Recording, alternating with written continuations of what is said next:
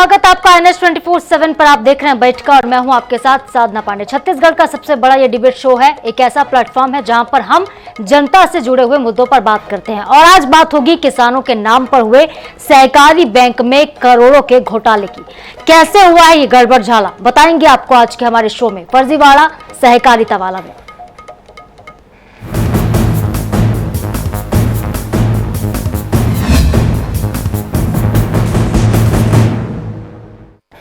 छत्तीसगढ़ राज्य सहकारी bank apex bank में बरमकेला में 10 करोड़ रुपए के गबन का मामला सामने आया। जी हां, 18 सदस्यीय जांच की टीम जब गड़बड़ी पाती है, जांच इसकी की जाती है तो पता चलता है कि ये सारे आरोप सत्य हैं। शाखा प्रबंधक समेत आधा दर्जन लोगों पर अपराध दर्ज पाया गया। मामला बरमकेला थाने का है। अपेक्स बैंक की तरफ से हर साल धान खरीदी केंद्रों को लोन के लिए एक राशि दी जाती है, जिससे समिति प्रबंधक और ऑपरेटर किसानों को लोन बांटने का काम करते हैं। ये लोन नगद के अलावा खाद और बीज के रूप में बांटी जाती है। फसल बिक्री के बाद यह रकम समितियों के द्वारा बैंक को लौटानी होती है। लेकिन समितियों को लोन दिए गए इसी रकम की वापसी में रायगढ़ से लेकर सारंगढ़ जिले तक धांधली सामने आई। अपेक्स बैंक की मनमानी और उसके ऊपर कार्रवाई नहीं होने के चलते ये धांधली लगातार बढ़ती चली गई। एक दो नहीं बल्कि 6 सालों तक इस तरह से घोटाला होता रहा। जानकारी बताते हैं कि किसानों को फर्जी लोन बांटने का काम एक संगठित गिरोह कर रहा था। कांग्रेस की सरकार रहते हुए साल 2018 से लेकर 2023 तक, उसके बाद 2024 में भी धान खरीदी केंद्रों में फर्जीवाड़े को अंजाम दिया गया। इस गिरोह में कुछ ऐसे लोगों को रखा गया, समिति में उन्हें शामिल किया गया जो इस गिरोह की मदद करें। अहम बात यह भी रही कि ओडिशा से लाए गए धान को भी यहां पर खपाया गया। अब किस तरह से पूरा फर्जीवाड़ा हुआ, किस तरीके से अपेक्स बैंक और जो सहकारी बैंक के लोग हैं, इन लोगों ने मिलकर पैसा डकाल लिया, किसानों के नाम पे लोन लिया। किसानों को पता ही नहीं कि उनके नाम पर लोन लिया गया है। किसान बिल्कुल अनजान है इस बात से कि उनके नाम पे ऋण उठा लिया गया है। अपेक्स बैंक जो कि अन्नदाताओं को लोन देता, लेकिन अन्नदाताओं के नाम पर अधिकारी और कर्मचारी सारे पैसे डकाल गए।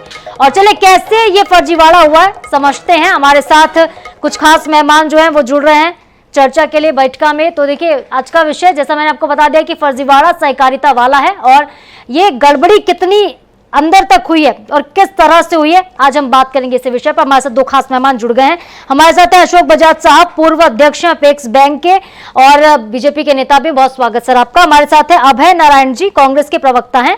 सर आपका भी बहुत स्वागत है। सबसे पहले अशोक बजाज जी, आपसे समझना चाहेंगे क्योंकि आप अपेक्स बैंक में अध्यक्ष रह चुके हैं, कैसे सर ये पूरा घोटाला हुआ होगा, क्योंकि बिना किसी बड़े रसूखदार व्यक्ति के जानकारी के तो इतने बड़े घोटाले को अंजाम नहीं दिया जा सकता। देखिए, बहुत ही गंभीर प्रकरण है और जब मामला प्रकाश में आया उसके बाद जांच हुई और अभी कुछ अधिकारियों को सस्पेंड किया गया है, FIR दर्ज किया गया है और जैसे जैसे जांच आगे बढ़ेगी खुलासा होगा कि किन किसानों के नाम से ऋण लिया गया। जिन जिन किसानों के नाम से ऋण लिया गया उन किसानों को मालूम ही नहीं है। ये तो बहुत बड़ा अपराध है। उन किसानों के नाम से ऋण लेकर इन्होंने दो प्रकार से फायदा उठाया, तो पूरा पैसा डकार गए। दूसरा, ये जो ऋण है ये बिना ब्याज का पैसा होता है। KCC लोन बिना ब्याज का होता है, उसमें भी इन्होंने अपना बचत कर लिया। अगर ये पटा भी देते पैसा तो भी ये बहुत बड़ी गड़बड़ी है कि किसान को पता नहीं है, उनके नाम से अकाउंट खोल दी। क्योंकि पैक्स में जो प्राथमिक सहकारी समितियां होती हैं उसमें इनके अकाउंट होंगे, क्योंकि ये किसान धान बेचते हैं। अमूमन ये लोग ऋण लेते नहीं, इसलिए इन लोगों ने उनके नाम का उपयोग किया है और जिसने भी किया है बहुत ही घृणित कार्य है और इसकी सजा उनको मिलनी चाहिए, कड़ी से कड़ी सजा मिलनी चाहिए। हम इसके पक्षधर हैं। ठीक है, बजाज साहब बने रहिए हमारे साथ। हमारे साथ भवानी शंकर जुड़ गए हैं, पीड़ित किसान हैं, उनसे ही पहले बात करते हैं। सबसे पहले भवानी जी, आप ये बताइएगा कि आप लोगों के साथ हुआ क्या, कैसे पता चला कि आपके नाम पर लोन निकाला गया है, जो ऋण आपने कभी लिया ही नहीं, वो ऋण आपके नाम पे अधिकारी डकार गए, कैसे जानकारी मिली आपको? ये बैंक जाने से पता चला मैम जी।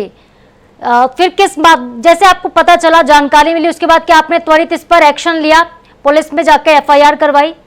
नहीं, पुलिस में एफआईआर नहीं किए। वो लोग हमको समझाए कि समायोजन होगा। ये गलत हुआ है, ये बैंक से ऐसा नहीं हुआ है बोल के कुछ दिन तक हम लोग को गुमराह किए इस मामले में। और भवानी जी, धीरे-धीरे जब पता चल- कितने पीड़ित किसान होंगे, कितने ऐसे किसान हैं आपकी तरह जो अन्नदाता हैं जो इस तरह से शिकार हो गए हैं? लगभग 1000 से ऊपर अन्नदाता हैं। जी, आपको इस बात की बिल्कुल जानकारी नहीं थी कि आपके नाम पे कोई ऋण लिया गया है? बिल्कुल नहीं, भनक तक लगने नहीं दिए बैंक वाले। एक किसान के नाम पे कितना ऋण होगा, कितने लाखों का, करोड़ों का? अभी ये पता नहीं चल पाया है स्पष्ट। अभी तक घोटाला लगभग 10 करोड़ का उजागर हुआ है, जिसमें एफआईआर हुआ है, अखबारों के माध्यम से पता चला है। जी, आपसे ये भी समझना चाहेंगे भवानी जी, आपको कौन परेशान कर रहा था? किसने आपसे कहा चुप रहने को? चुप रहने के लिए ब्रांच में बोला गया कि धीरे से इस मामला खत्म हो जाएगा। ऐसा कुछ नहीं हुआ है, कंप्यूटर में फॉल्ट है, कुछ गलत दिखा रहा है, बोल के गुमराह करते गए ये लोग। तो देखिए, गुमराह करते गए। बजाज साहब, पीड़ित किसान हमारे साथ जुड़े हैं, वो बता रहे हैं कि कैसे उनको बिल्कुल जानकारी नहीं, उनके बिना जानकारी के पहले तो लोन लिया जाता है, फिर उनको धमकाया भी गया मुंह बंद रखने के लिए।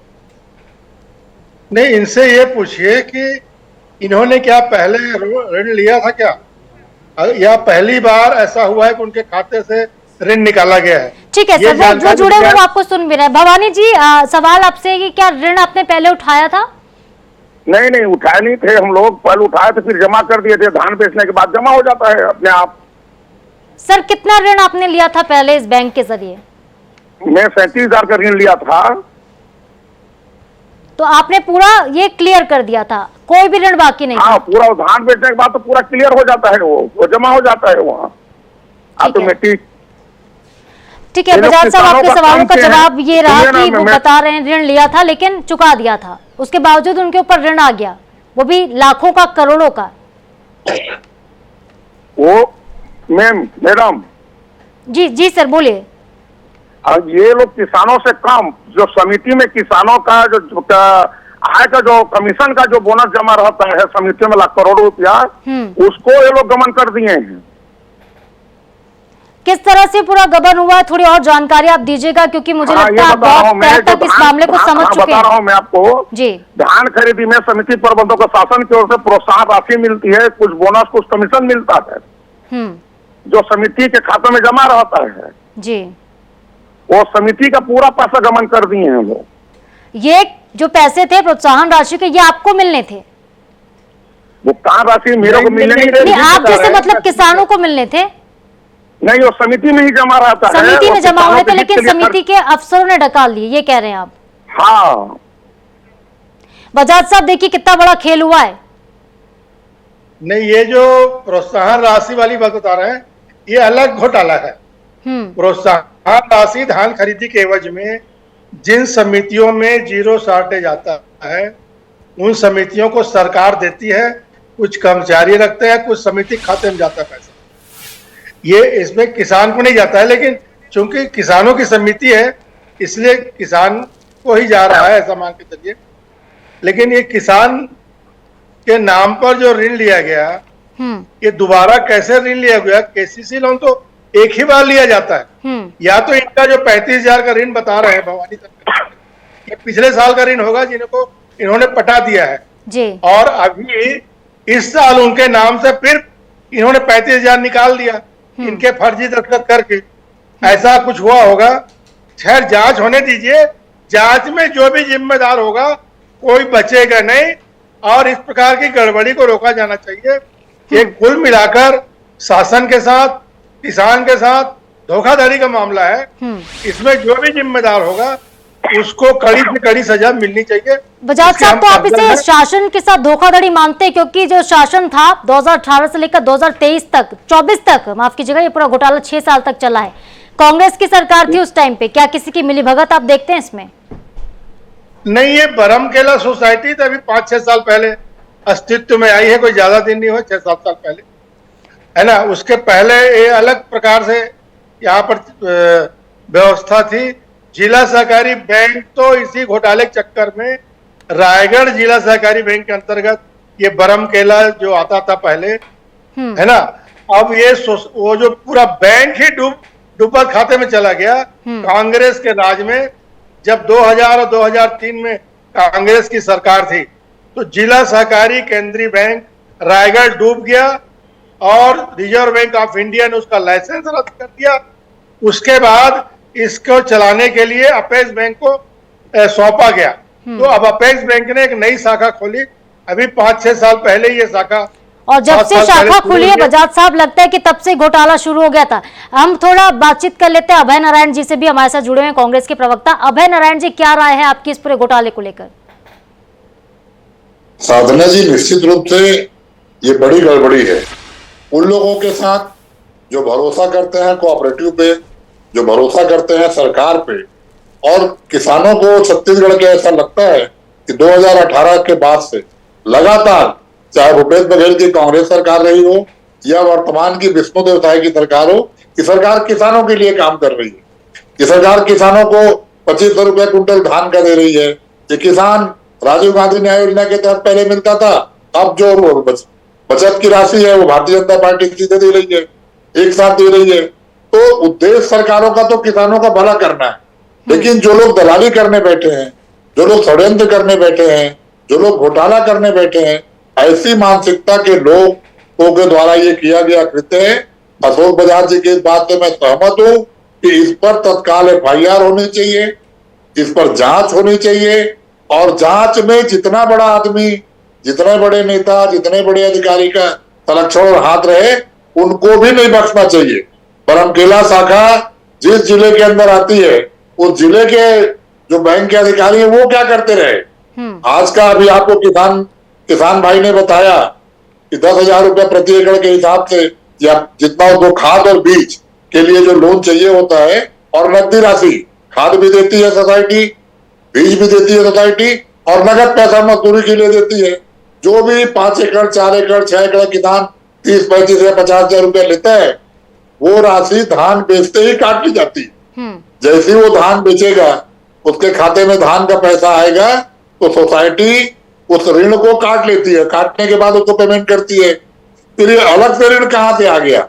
इसका मतलब ये सुनियोजित घोटाला बनाया गया। आज एक बैंक से लोन लेने जाइए आप, चाहे कोऑपरेटिव बैंक हो, चाहे राष्ट्रीय बैंक हो, चाहे प्राइवेट, तो 10 तरह की क्वारियां होती हैं। आधार कार्ड चाहिए, पैन कार्ड चाहिए, खाता चाहिए, गवाह चाहिए, जमीन के कागजात चाहिए। तो यहाँ इस 10 करोड़ के मामले में ऐसा क्या किया गया है, किसान को पता नहीं है, और उसके नाम लोन निकल गया।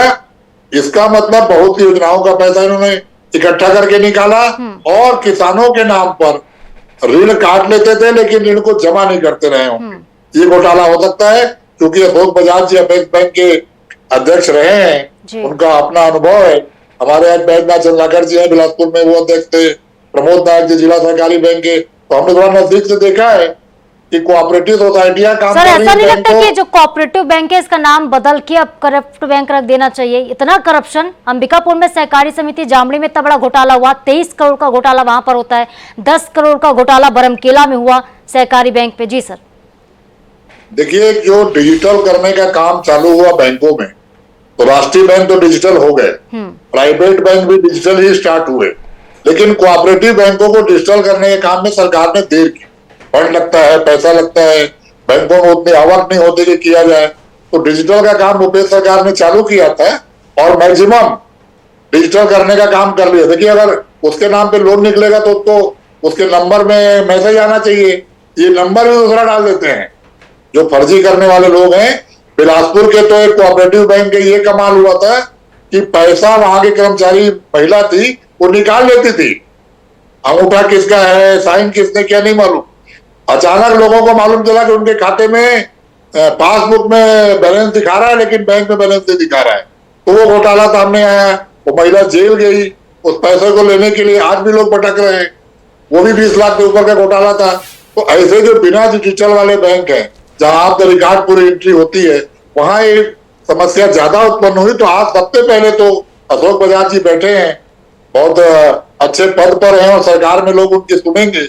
मैं ये कहना चाहूंगा कि 100% केंद्रीय सहकारी बैंकों को डिजिटल करना चाहिए, और किसानों के पास जो मैसेज करके, और ये जो घटना बरमकेला की और अंबिकापुर के, इसकी तो जांच पुलिस से भी, EOW से भी, ACB जिससे करा सकते हैं, सक्षम अधिकारी पे कराएं, और सीधे वो जेल जाए और किसानों के नाम पे जो पैसा निकाला गया वो पैसा उनसे वापसी हो। अभय नारायण साहब, क्या लगता है घोटाला क्या सिर्फ अधिकारियों तक सीमित है या फिर हो सकता है कि सत्ता पक्ष की तरफ से भी किसी का सहयोग मिला हो?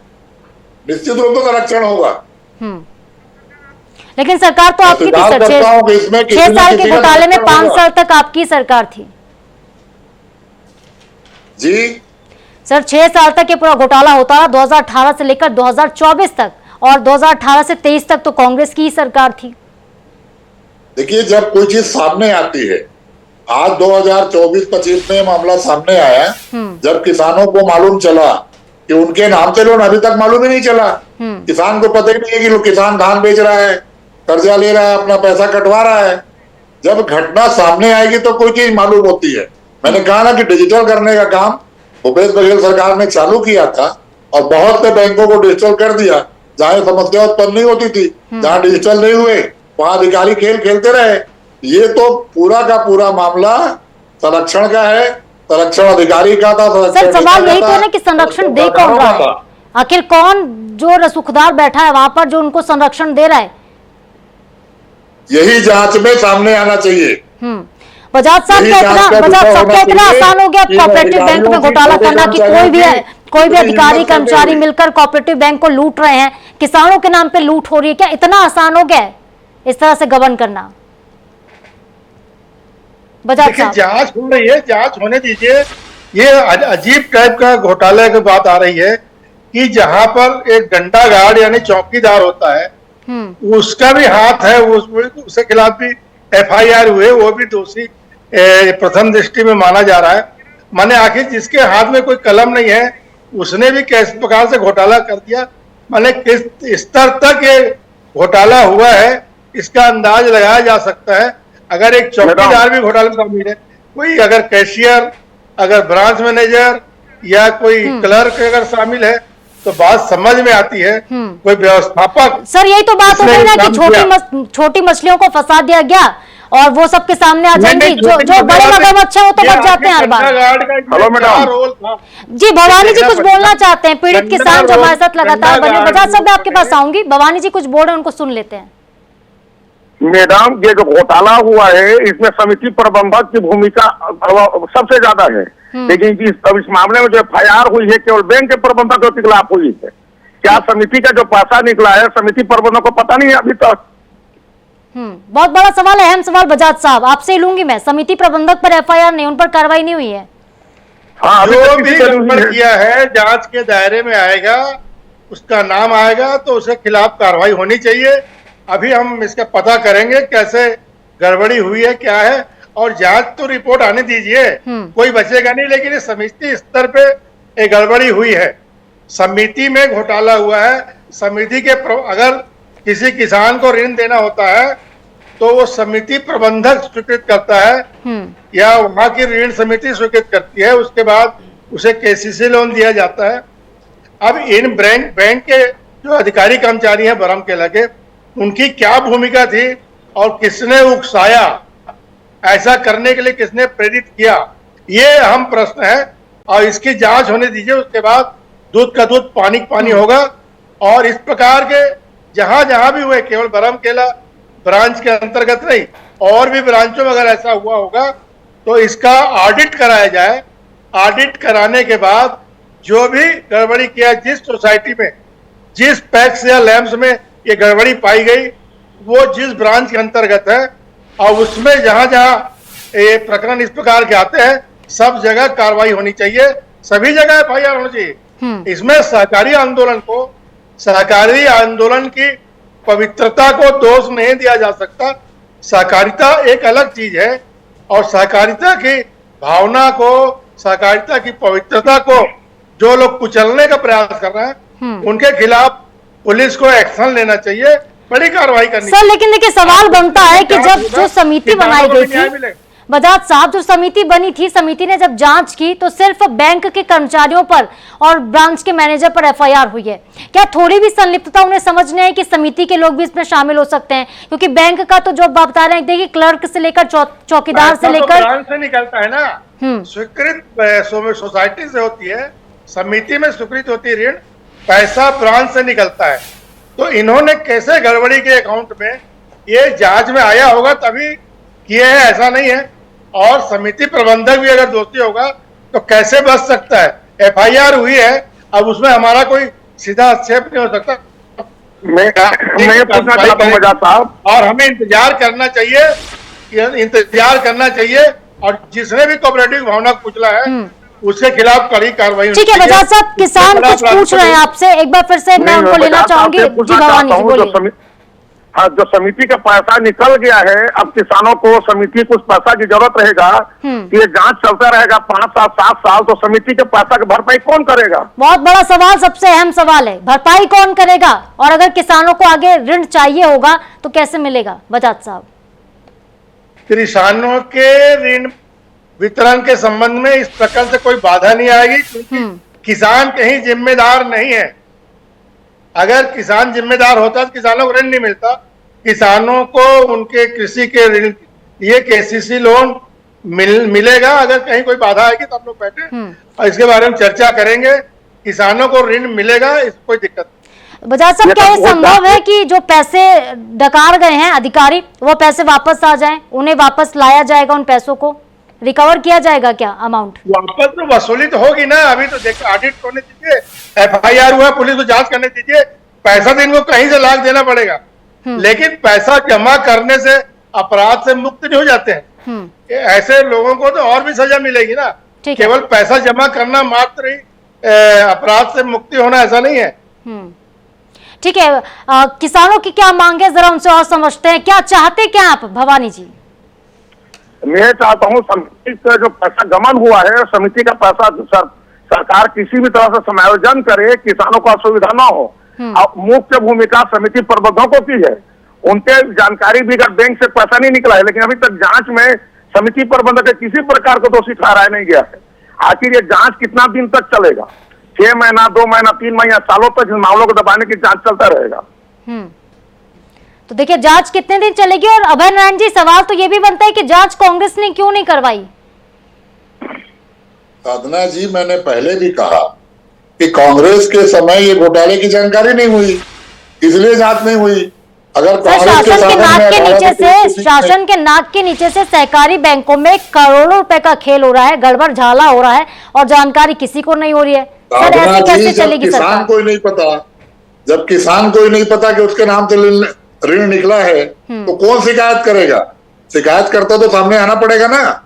आज 2024-25 में ये जानकारी आई है और सरकार जवाबदारी ले कि इसकी जांच कराए। और मैं तो बार बार कह रहा हूँ कि सरकारें किसी की भी हो, अगर सरकारें दावा कर रही है कि हम किसान के लिए काम कर रहे हैं, ये तो किसानों के साथ बहुत बड़ा धोखा हुआ है। 420 की गई है, फर्जी है ये। इसमें तो कड़ी से कड़ी जांच, और जांच जल्दी होना। जो किसान चिंता कर रहे हैं, क्या मांग करती है कांग्रेस पार्टी? समय में हमको लोन कैसे मिलेगा, हमको पैसा कैसे मिलेगा, क्या इसके लिए बरमकेला सोसाइटी या बरमकेला का बैंक बंद हो जाएगा तो किसानों का काम कैसा चलेगा? ये तो जवाब इसको देना सरकार को देना है, ये तो वर्तमान के मंत्री जी को देना है। नहीं सर, विपक्ष की भी भूमिका होती है। विपक्ष इसके लिए क्या करेगा? विपक्ष की भूमिका क्या होगी इसमें? विपक्ष किसानों के साथ है, वहां पे आंदोलन होगा, वहां एक किसान कांग्रेस की भी समिति बनेगी, कांग्रेस की समिति जाएगी, किसानों से मिलेगी, और सभी पॉइंट नोट करके कांग्रेस के लोग सरकार से मांग करेंगे, सरकार पे दबाव बनाएंगे कि किसानों को इस फर्जी ऋण से मुक्ति करो। आखिरी सवाल बजाज साहब आपसे, जांच की बात आप कह रहे हैं, कितना वक्त लगेगा? समय बता दीजिए, कब तक जांच पूरी हो जाएगी, कब तक अपराधी सलाखों के पीछे होंगे? देखिए, अभी जो तत्कालीन जो प्रकरण आए हैं, ये तो जल्दी आ जाएगा। और जांच तो भले देर लगे तो लगे, लेकिन पूरा चीड़-फाड़ होना चाहिए ना, तभी तो सही होगा। तथ्य सही सामने आना चाहिए, ऑडिट भी होगा, पुलिस भी अपना ठीक है। भवानी शंकर जी, आप संतुष्ट हैं? वो कह रहे हैं कि पूरा चीड़-फाड़ होगा, पूरी जांच होगी, उसके बाद जो भी आरोपी होंगे उन पर कार्रवाई होगी और सख्त कार्रवाई होगी। मैं संतुष्ट हूँ मैडम। बस मैं चाहता हूँ बजाज से कि किसानों को किसी प्रकार का परेशानी मत हो। बजाज साहब एंश्योर करते हैं आप इस बात को लेकर परेशानी नहीं होगी? किसी किसान को जिनके नाम से फर्जी ऋण निकाला गया है, उनको नया किसी से लोन लेने में कोई असुविधा होगी तो आप मुझसे संपर्क करिएगा। हम लोग क्या इस चलिए, चर्चा बहुत करेंगे बड़ी बात कह दी बजाज साहब ने। अपेक्स बैंक के पूर्व अध्यक्ष हैं, कह रहे हैं साफ तौर पर कि अगर आवश्यकता होगी किसानों को तो वो उनके पास जा सकते हैं, उनसे मदद ले सकते हैं। बहुत शुक्रिया बजाज साहब आपका, बहुत शुक्रिया अभय नारायण जी आपका भी, बहुत शुक्रिया भवानी शंकर जो कि पीड़ित किसान हमारे साथ जुड़े थे और इस विषय पर हमसे बातचीत की। इस पूरे फर्जीवाड़े को हमने डिकोड किया है, इस पर चर्चा की और जाना कि कैसे ये पूरा खेल हुआ। लेकिन इस खेल में किसानों को नुकसान अब नहीं होगा। किसानों के लिए सरकार जो है तैयारी करके बैठी हुई है, उनको पूरा सहयोग सरकार का मिलेगा। ये साफ तौर पर बीजेपी के प्रवक्ता का भी और अपेक्स बैंक के पूर्व अध्यक्ष का कहना है। इसके साथ ही बैठक में फिलहाल के लिए इतना ही, लेकिन खबरों के अपडेट्स के लिए आप बने रहिए INS 24/7 के साथ। नमस्कार।